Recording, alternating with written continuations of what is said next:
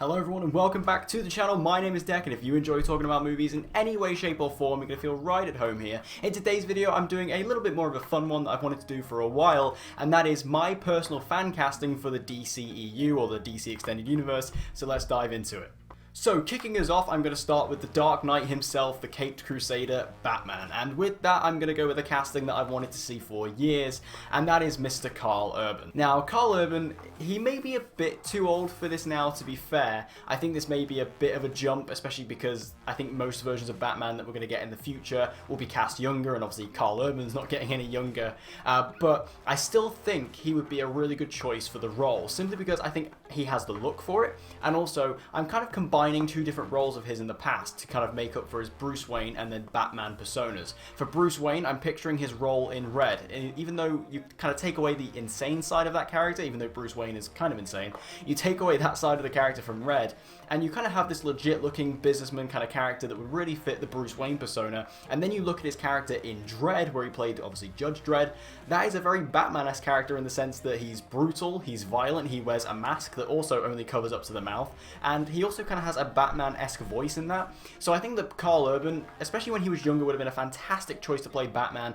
Even though as the years have gone on, obviously he is getting a bit older, I think he maybe has outgrown the role a little bit. I still feel like he would make a great choice for Batman, and I personally would love to see this happen. Now for the boy in blue, Superman, this one I struggled with a little bit. I was going back and forth with different choices, but in the end I settled on Henry Golding. Now Henry Golding I think is a very inexperienced actor. I mean, of course he hasn't really done that much. He's been in a couple of big movies which I've really enjoyed him in though. You know, he did Last Christmas, which I thought he was great. He was awesome in Crazy Rich Asians, and I'm very, very excited to see him in the G.I. Joe Snake Eyes spin-off, because I think that's going to be an awesome role for him. But I feel like Superman, he just kind of embodies everything that I kind of think of when I think of Superman. You know, I think of truth and justice and the American way, and I think that Henry Golding, even though he's not American, I think that it does really lend itself well to him as an actor. He just has this era of positivity about him, and everything I've ever heard about Henry Golding is that he's like the nicest guy in Hollywood, and he just seems to have this really nice positivity about him. He seems to be this genuinely awesome guy,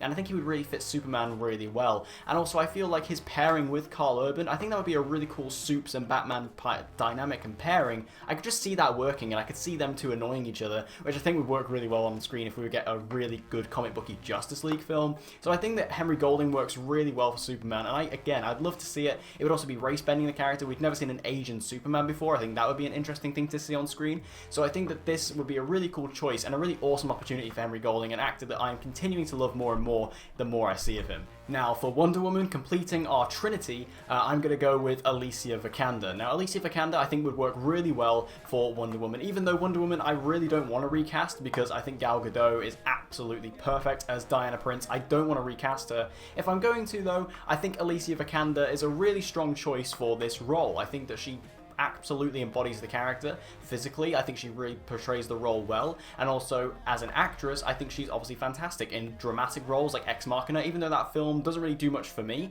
I know a lot of people love that movie, and she is great in it. And then she's also proven herself to be an action heroine in movies like Tomb Raider, where she played Lara Croft, for God's sake. So I think that she's really proven herself well to be a big DC hero, and in this case I think Wonder Woman would work really well for Alicia Vikander. Now The Flash is a difficult one for me, because I am a big fan of the Flash TV series, and I adore Grant Gustin as the Flash.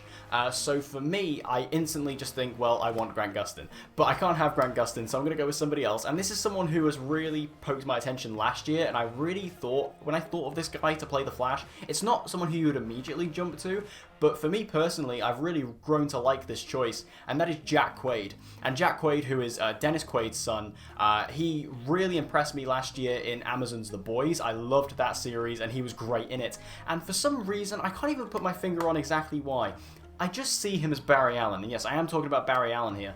I think that he just fits the role well. I like the look, and I think that this version of Barry Allen that I would personally have in my movie, if I was to direct a Justice League film, would be a bit on the older side, and he would also be a bit more serious. He wouldn't be kind of like how Ezra Miller kind of played it, and also how Joss Whedon tried to spin it in Justice League, where he was just very weird and eccentric and kind of this outcast guy. I wouldn't go down that direction. He'd be a lot more confident, he'd be a lot more sure of himself, and he would still be able to make jokes, he'd still be able to be one of the more funnier members of the league, but he wouldn't be this really weirdo that they tried to do in Justice League. We wouldn't have that. We would have a lot more confident of a Barry Allen, and I think that he could be a really good Flash that would be, again, a perfect blend of everything you need for the character. Now, my choice for Aquaman, Arthur Curry, is a very, very personal choice. I don't even think this is the best guy for the role, but it's just someone I would love to see take on the role, and that is Josh Duhamel.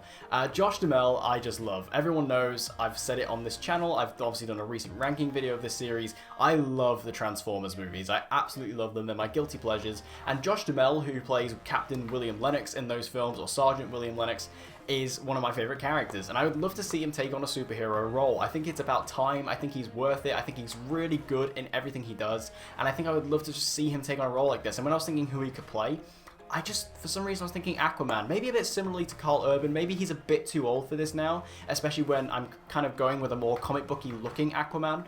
But I still feel like Josh Duhamel is a really strong actor and could really play it well. I don't know how his accent would necessarily fold into the Aquaman character, but I still think it would be a really cool choice. And again, me personally, as a fan of Josh Duhamel, I would love to see him take on a big, iconic superhero role like this. And I think Aquaman, if we're going more comic booky Aquaman again, away from sort of the Jason Momoa style that they've gone with, a bit more comic booky, I think that Josh Duhamel could fit that really well. Now, for Green Lantern, I've actually gone for two different Green Lanterns. I'm going to talk about Hal Jordan and Jon Stewart. So first of all, let's talk about Hal Jordan. And for me, this was a really easy choice. And this person already exists in the DCEU, but I still think he's the perfect choice to play Hal Jordan, and that is Chris Pine. Chris Pine, I think, is just perfect for Hal Jordan. He just looks like him. He has the personality for it. He's that typical, American action hero that you want to get behind. If Chris Pine is the lead in your film, you're probably going to get behind him. He just has one of those faces. He just works really well for the role. And I think that for me personally, I've always seen him as Green Lantern. I remember I wanted him cast as Green Lantern initially, and then obviously he got cast as Steve Trevor in Wonder Woman. But I still think that at this point, Chris Pine could totally play Hal Jordan, and I would love to see it.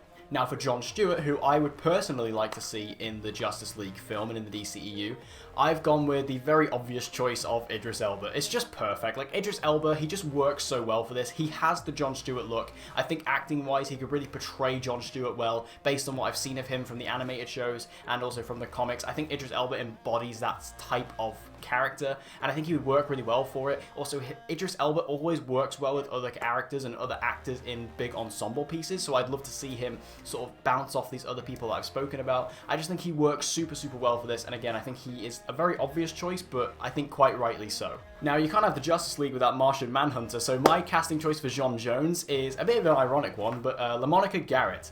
Now, LaMonica Garrett, if you don't know, he's been in a bunch of different stuff. He's often kind of a side character, but I know him personally, and he's probably best well known for this point as playing another DC Comics character, as he played both the Monitor and the Anti-Monitor in the CW's Arrowverse, in the Elseworlds crossover, the Crisis crossover, and also in certain parts of Arrow Season 8 and the Flash Season 6.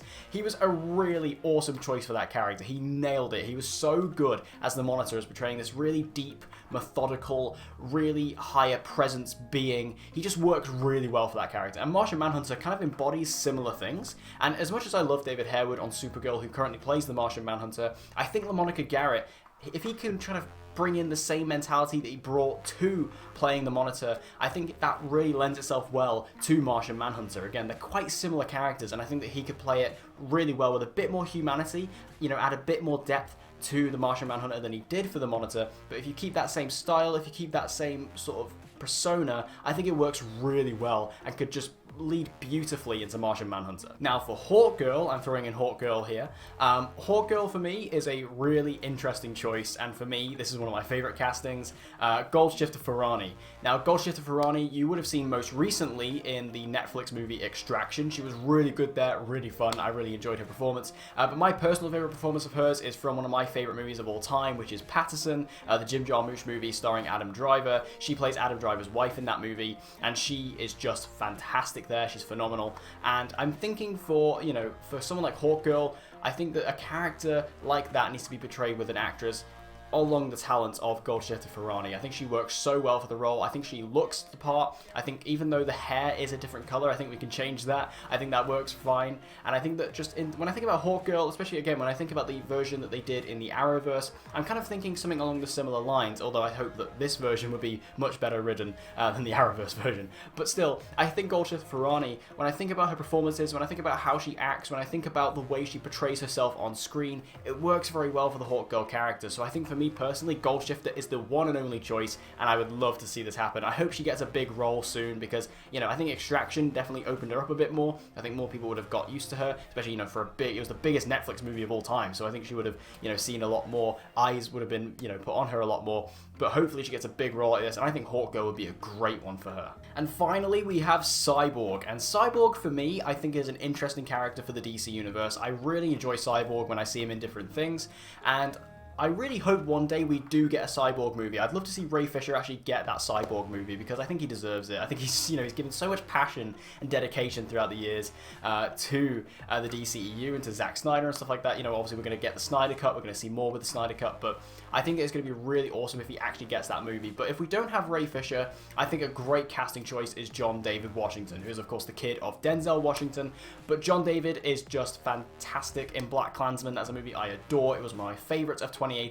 That film has just stuck with me ever since I watched it, and his performance in particular, along with Adam Driver's performance, has stuck with me particularly. I just think he's a really strong, really capable, and really promising actor. Of course, he's pretty new. He hasn't really done much. He pretty much did this movie. There's another film called Monsters and Men that he did, and of course he's going to be the lead in Christopher Nolan's Tenet, which is going to come out in a matter of weeks if things go to plan. So, you know, he's got a pretty good track record already. I mean, he's already in a Nolan film, and he's obviously got a lot of name credit. He's Denzel's kid, so I think that he works really well for Cyborg, and I think that he's able to portray that, especially because in BlacKkKlansman, his performance isn't exactly loud or outlandish. It's actually quite reserved and quite quiet, which I actually think works a lot more for Cyborg. You know, Cyborg typically, he does have a bit more of a quiet mentality. He can lash out sometimes, and he can be a bit louder sometimes, but for the most part, he's a pretty reserved character. I think that John David Washington, from what I've seen of him, the performance I've seen from him, particularly again in BlacKkKlansman, I think lends itself well to Cyborg,